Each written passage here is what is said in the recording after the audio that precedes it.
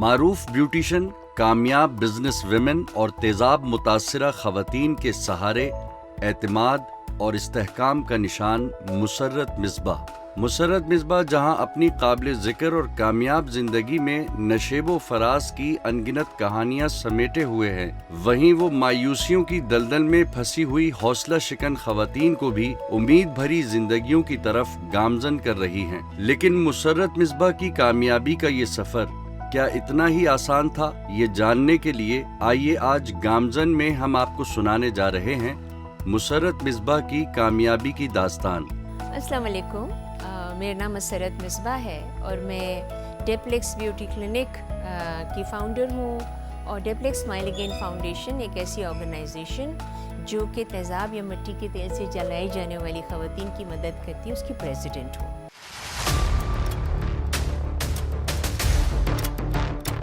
مسرت مصباح 25 نومبر 1959 کو کراچی میں پیدا ہوئیں۔ والدین، 6 بہنیں، 2 بھائی، نانا نانی اور دادی جیسے خوبصورت رشتوں سے ہری بھری خوشحال کمبائن فیملی میں شعور کی آنکھ کھولی۔ مسرت اپنے بہن بھائیوں میں سب سے بڑی تھی، لیکن چھوٹے بہن بھائیوں کا خود سے خیال رکھنا اور ان کے کاموں کو سر انجام دینا بچپن سے ہی مسرت کا مزاج تھا۔ والدین نے اپنی حیثیت کے مطابق ہر آسائش مہیا کی، لیکن تعلیم اور تربیت پر سب سے زیادہ توجہ دی۔ مسرت کے سارے بہن بھائی ڈاکٹرز یا میڈیکل کے شعبے سے وابستہ ہیں۔ میرا بچپنا بہت اچھا گزرا۔ ہم ایک جسے کہتے ہیں نا بھرا پھرا گھر ہوتا ہے، وہ 6 بہنیں، 2 بھائی، نانا نانی دادی، ہم سب لوگ بہت ہی محبت اور اچھے حالات میں رہے۔ میں کیونکہ گھر میں سب سے بڑی ہوں تو اس وقت بھی میں نے اپنے بڑے ہونے کا پورا فائدہ اٹھایا۔ سارے چھوٹے بہن بھائی تھے، اپنا سارا کام انہی سے کرواتی تھی۔ تو مگر جہاں ذمہ داریاں ایز اے بڑی مجھ پہ پڑی وہ یہ تھی کہ بچوں کو ہم سب اسکول بہن بھائی ایک ساتھ جاتے تھے۔ ہمارے یہاں تعلیم کے اوپر بہت زور تھا، تو اسکول کے بستے برابر کرنا۔ ایک وقت آتا تھا جب سفید رنگ کے ہوتے تھے نا جاگرز جس کو آپ کہتے ہیں، وہ پہلے پی ٹی شوز کہلائے جاتے تھے، تو ان کی پالش کرنا، اور اگر پالش ختم ہو گئی تو وہ سفید چاک لے کے اس کو گیلی کر کے تو لگا دیتے تھے، تیار ہو کے ہم صبح سویرے چلے جاتے تھے۔ ایک بہت اچھا بچپنا جو تھا وہ گزرا، اور جس میں والد صاحب جو تھے ان کا کردار، جیسے میں نے آپ کو بتایا کہ وہ جو کہ ہمیں شیر کی نظر سے دیکھتے تھے، لیکن نوالا جو تھا وہ ہم نے سونے کے چمچے میں لیا۔ والدہ جو تھیں وہ، اور مجھے اچھی طرح یاد ہے کہ اسکول سے آنے کے بعد ہمارے نانا با ہم سب بہن بھائیوں کو کھانا وانا کھلانے کے بعد ہمیں باقاعدہ اخبار پڑھنے کو دیتے تھے۔ ہمارے گھر میں میرے علاوہ ہماری زیادہ تر بہنیں اور بھائی جو ہیں وہ ڈاکٹرز ہیں یا میڈیکل کے فیلڈ میں ہیں۔ مسرت کی کم عمری میں شادی ہونے کی بنا پر ان کے ڈاکٹر بننے کا خواب ادھورا رہ گیا تھا۔ شادی کے بعد مسرت کے 2 بچے ہوئے، لیکن شادی کامیاب نہ ہو سکی اور مسرت والدین کے گھر واپس لوٹ آئیں۔ لیکن مسرت نے خود کو نا امیدی کی طرف لے جانے کے بجائے نہ صرف تعلیم مکمل کی، بلکہ حوصلہ شکن صورتحال سے نبرد آزما ہوتے ہوئے ایک نئے عزم و ارادے سے زندگی کا ایک نیا رخ اختیار کیا، اور وہ 1980 میں برطانیہ گئیں اور کالج آف بیوٹی تھراپی میں بیوٹیشن کا کورس مکمل کیا۔ مجھے بھی ڈاکٹر بننے کا بہت شوق تھا، لیکن نہ بن سکی۔ تو پھر میں نے سوچا اب میں کیا کروں، اگر میں ڈاکٹر نہیں بن سکی تو پھر میں نے اپنی ڈگری بنائی خود، MBBS KKRG، کرتے کرتے رہ گئی۔ تو یہ سلسلہ جو تھا وہ رہا۔ MBBS نہیں کرنے کا جو وجہ تھی وہ یہ تھی کہ میری شادی بہت جلدی ہو گئی۔ میں سب سے بڑی تھی، اور اس زمانے میں یہ ہوتا تھا کہ اچھا رشتہ آیا، ماں باپ نے جس طرح بھی وہ لوگ معلومات کرتے ہوں گے انہوں نے کیا، تو انفارچونیٹلی میں 17.5 سال کی ہوں گی یا کیا جب شادی ہوئی، اور پھر واپس اپنے ماں باپ کے گھر آئی کیونکہ وہ نہیں چلی۔ تو اس وقت مجھے اچھی طرح یاد ہے کہ ڈیڈی نے ہم سب بہن بھائیوں کو بٹھالا اور انہوں نے کہا کہ اب میری کسی بھی بیٹی کی شادی اس وقت تک نہیں ہوگی جب تک وہ اپنی تعلیم مکمل نہ کر لیں. یہ ان کا ویژن تھا اس وقت جب کہ بچیوں کی تعلیم کے اوپر کوئی اتنا زور نہیں تھا. سو مجھے پھر انہوں نے آپشن دیا کہ بیٹے آپ اپنی تعلیم شروع کر دیں دوبارہ. تو میں نے کہا نہیں، میں نے اپنے بچوں کو خود ہی سنبھالنا ہے.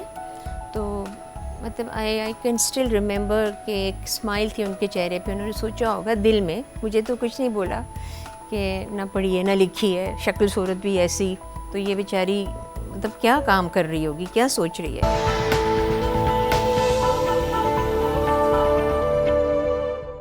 ایک طرف مسرت کے کچھ کر دکھانے کی لگن اور دوسری جانب والد مصباح الدین اور والدہ انیسہ کی بھرپور معاونت نے مسرت کو کامیابی کی راہوں پر گامزن کر دیا. مسرت نے پورے اعتماد سے بیوٹیشن کی دنیا میں اس وقت اپنا نام منوایا جبکہ ابھی اس فیلڈ میں چند ہی نام منظر عام پر آئے تھے.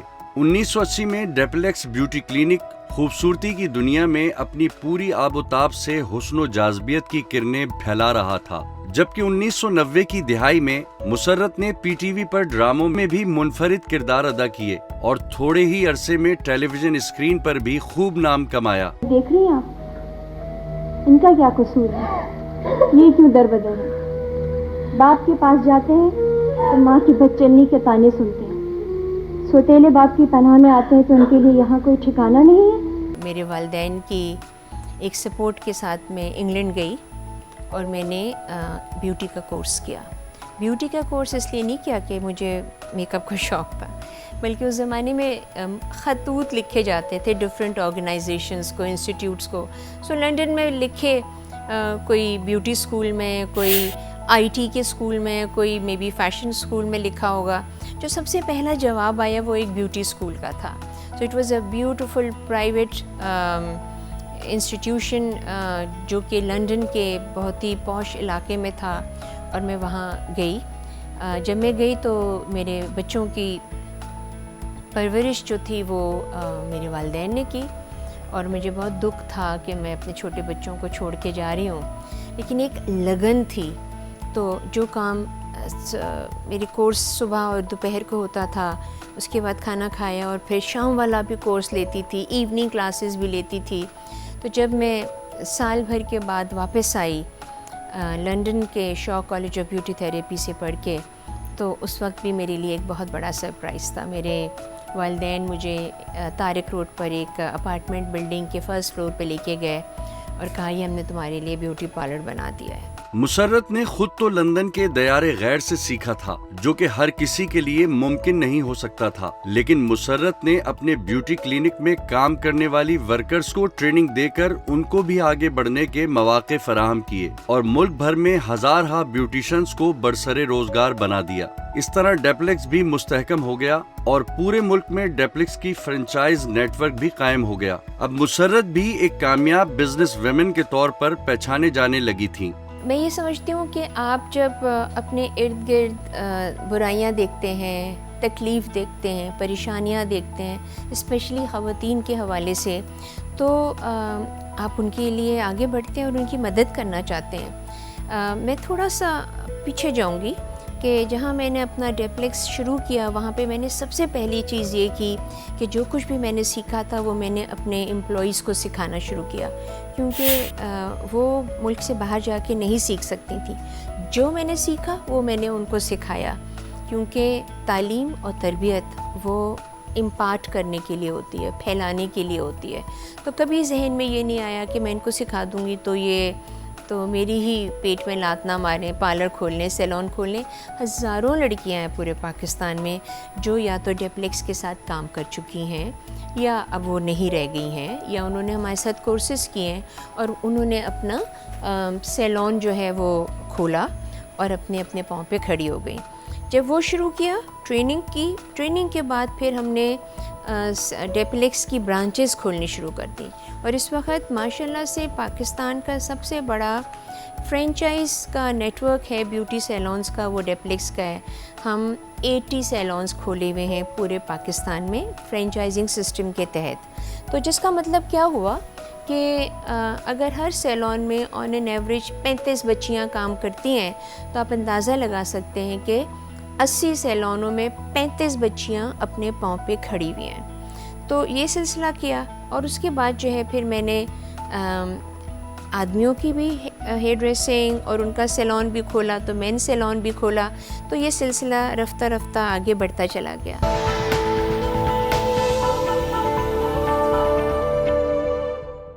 مسرت مصباح کی طبیعت میں دردمندی اور حساسیت ہے اور یہی جذبہ انسانیت انہیں ڈیپلیکس اسمائل اگین فاؤنڈیشن کی جانب لے گیا. معاشرے میں اکثر خواتین کے ساتھ وحشیانہ رویہ اختیار کیا جاتا ہے جن میں تیزاب اور مٹی کے تیل سے جھلسائی جانے والی خواتین سر فہرست ہیں. یہ قبیح حادثہ انہیں مایوسی کے گھٹا ٹوپ اندھیرے میں دھکیل دیتا ہے. ایسے میں مسرت نے نہ صرف تیزاب متاثرہ خواتین کو سہارا دیا بلکہ ان میں جینے کی ایک نئی امنگ بھی پیدا کی. گزشتہ 20 سال سے تیزاب متاثرہ خواتین کے علاج، تعلیم اور انہیں مالی مستحکم بنانے کے لیے مسرت مصباح پوری جانفشانی سے کردار ادا کر رہی ہیں. سب سے بڑھ کر وحشیانہ درندگی کے خلاف بیداری شعور کی تحریک کا آغاز کیا ہوا ہے. ایک دن 2003 میں میرے پاس ایک ایسی بچی آئی تھی جو تیزاب سے بالکل جلی ہوئی تھی. اس کی آنکھ نہیں تھی، اس کی ناک کی جگہ سوراخ تھا، اس کا چہرہ یہاں سے چپکا ہوا تھا.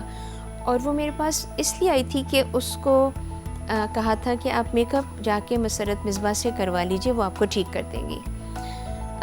اس دن بہرحال میک اپ سے تو کچھ نہیں ہو سکتا تھا، لیکن میری زندگی کا ایک بالکل ہی نیا رخ شروع ہو گیا، یو ٹرن ہو گیا. کیونکہ مجھے احساس ہوا، میں جب واپس گئی گھر تو میں نے اپنے اللہ سے گڑ گڑا کے معافی مانگی کہ مجھے وہ معاف کر دے کہ میں نے یہ تکلیف اور یہ پریشانیاں کیوں نہیں دیکھی، جبکہ مجھے کتنی آسانیاں اللہ نے دی ہوئی تھی. اور پھر میں نے اس کا شکر بھی ادا کیا کہ کم از کم اس نے مجھے اس قابل سمجھا کہ میں اس کی مخلوق کے لیے کچھ کر سکتی ہوں.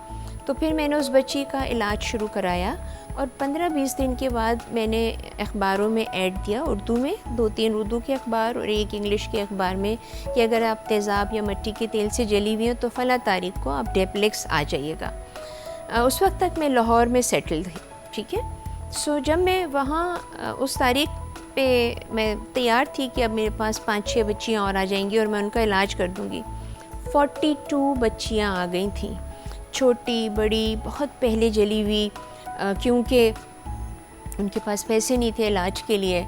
میں بیٹھ کے میں نے کہا اللہ میاں میں نے اتنے نہیں مانگے تھے میرے بس کی بات نہیں ہے، لیکن بس کی بات تھی تبھی اللہ نے دیا. یہ کرشمے سے کم نہیں کہ مایوسیوں کی ظلمت میں گرفتار تیزاب متاثرہ بہت سی خواتین بحالی امداد کے بعد معاشرے میں دوبارہ متحرک اور فعال کردار ادا کرنے لگی ہیں، اور یقیناً اس کا سہرا مسرت مصباح کے سر جاتا ہے. مسرت کی غیر معمولی خدمات کے اعتراف میں دنیا بھر سے متعدد اعزازات سے نوازا گیا، جن میں 2010 کا پرائڈ آف پرفارمنس اور اٹالین حکومت کا پہلی پاکستانی خاتون کو خواتین کے عالمی دن پر خصوصی ایوارڈ دینا بھی شامل ہے. جو میں کام کر رہی ہوں وہ میں اپنے اللہ کو راضی کرنے کے لیے کر رہی ہوں، اس کی خوشنودی کے لیے کر رہی ہوں. اس کو دنیاوی طریقے سے اگر لوگ اپریشیٹ کرتے ہیں یا مجھے بہت سے اعزازات دیے ہیں، پرائڈ آف پرفارمنس مل چکا ہے، اٹالین گورنمنٹ کی طرف سے انٹرنیشنل ڈفرینٹ اعزاز مل چکے ہیں، پاکستان کا ہر بڑا اعزاز مجھے دیا جا چکا ہے. لیکن ان اعزاز سے مجھے ہمت تو ملی ہے، لیکن ان اعزاز سے میری بچیوں کا علاج نہیں ہوا ہے. سو میں یہ سمجھتی ہوں، میں شکر گزار ہوں کہ میرے کام کو سراہا جا رہا ہے، لیکن آپ میرے ساتھ کاروبار کرنے کی جگہ، مجھے ایوارڈ دینے کی جگہ ان بچیوں کے بارے میں سوچیے. سو یہ اعزاز یقیناً چاہے وہ لائف ٹائم اچیومنٹ ایوارڈز ہوں یا فاطمہ جناح ایوارڈ ہے یا خدیجۃ الکبریٰ ایوارڈ ہے، بہت سارے ملنے، مجھے نام بھی نہیں یاد رہے. لیکن میرا مقصد، جو میرا دل ہوتا ہے وہ یہ ہوتا ہے کہ مجھ سے بلا کے پوچھیں تاکہ میں اس کے بارے میں بتا سکوں. سو اسکول، کالجز، یونیورسٹیز، بچوں کے گروپ، خواتین کے گروپ، اس میں ان کے بارے میں بتانا جو ہے وہ میرے لیے زیادہ بڑا اعزاز ہوتا ہے. زوال پذیر معاشرے میں رائج صنفی امتیازات اور مردوں کی بیجا بالادستی मुसर्रत मिसबा की कामयाबियों में भी हायल होना चाहती थी, लेकिन मुसर्रत हर मुश्किल से नबर्द आजमा होना जानती थी। पै दर पे कामयाबियों पर गामजन इस सफर के दौरान मुसर्रत ने जो तजर्बात हासिल किए हैं वो उसी तनाजुर में माशरे की दीगर खवातीन को भी पैगाम देना चाहती हैं और माशरे के दर्दमंद और साहिब हैसियत तबके से भी तेजाब मुतासरा खवातीन की बहाली इमदाद में हाथ बटाने की अपील करती हैं। हर टेप्लेक्स का सैलून मैंडेटरी है उसके लिए कि वो 2 जली हुई बच्चियों को अपने पास नौकरी दे, छोटी बड़ी जो उनके हिसाब से, और अगर वो बच्चियां इजाज़त नहीं है उनको जाके काम करने की तो उनको हम बिजनेस सेटअप करते हैं। किसी को ठेला दे दिया जिसमें वो सर्दियों में पकौड़े और मछलियाँ बेचती हैं, रमज़ानों में चाटें बेचती हैं, या जुमा बाज़ार और इतवार बाज़ार में अपने ठेले लगा के अपना ज़रिया माश जो है वो कमाती हैं। रिक्शा चलाती हैं, मोटर बाइक में बाइकियाँ बन गई हैं। सो उनको अपने पाँव पे खड़ा करने के लिए वक्त लंबा लगता है।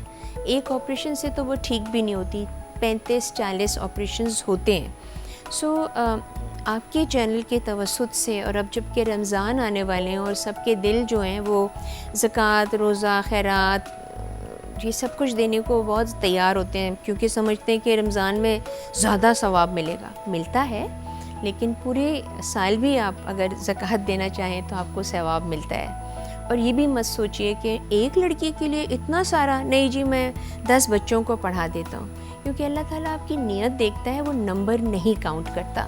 और यही मैं समझती हूँ कि हमारे हर पाकिस्तानी मर्द और औरत का फ़र्ज़ बनता है कि वो इन बच्चियों को, इन ख़वातीन को, इसमें कुछ बच्चे भी हैं और लड़के भी हैं, उनको इस तरह से समझ के मदद करें जैसे मेरे अपने हों, जैसे खुदा न खास्ता हमारे किसी के साथ हो। तो प्लीज़ आगे बढ़िए और इनकी मदद करें। मुसर्रत मिसबा की ज़िंदगी ने उनके बहुत से इम्तिहान लिए, बहुत से नशेब व फराज ने उनकी राह में रुकावट बनना चाहा, लेकिन वो हिम्मत, हौसले और पूरी जांफिशानी से अपनी मंजिल पर गामजन रहीं और आज वो माशरे की दीगर खवातीन के लिए एक जीती जागती मिसाल की हैसियत से मौजूद हैं।